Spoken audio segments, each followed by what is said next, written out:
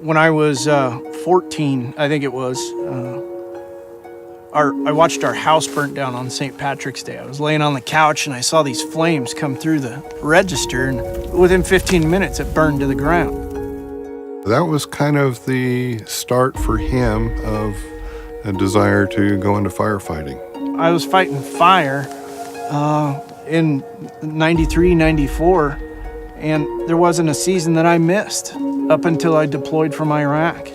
1998, I joined the National Guard, got deployed in 2004, and there was so many times that we were outside the wire, it's just a matter of time before you're gonna get hit.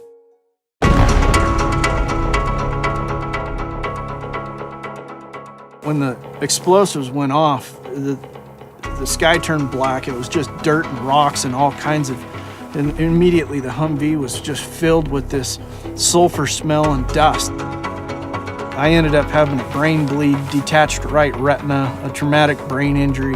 You know, I'm half paralyzed on one side. I still can't see out of my right eye. It's hard to hear.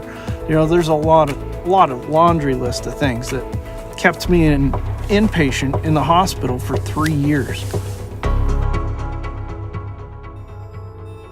I took kind of control of my own inpatient treatment when I was recovering in the hospital, and I started cycling as a method of my physical therapy. So I'm at this function, and there's this guy there, and he says, "Hey, we're with Soldier Ride and the Wounded Warrior Project." And I said, "Oh, I've heard about you guys. Why don't you come hang out with us?" And from that moment on, for at least 2.5 years, I was on every single Soldier Ride. They made it a point to get me out of the hospital whenever we could, to get me out on a bike and with these other guys. To me, it's amazing to see how far my dad has come. He's even started his own nonprofit, so he's really giving back and kind of paying it forward. Almost every time I talk to him, he has a fishing trip planned. That's what he does. That's who he is.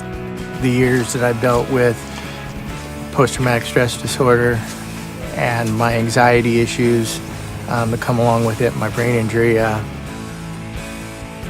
finding solitude is very hard at times. So getting out here with other warriors, it helps a lot.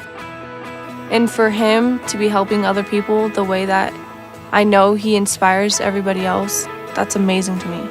Everything that we do at Wounded Warrior Project, for a warrior who is carried off the battlefield to become that warrior on the bottom, that's really when they're empowered. So that's an amazing example. Brett is an amazing example of that journey. I just think he's going to touch a tremendous amount of people and probably help save some lives.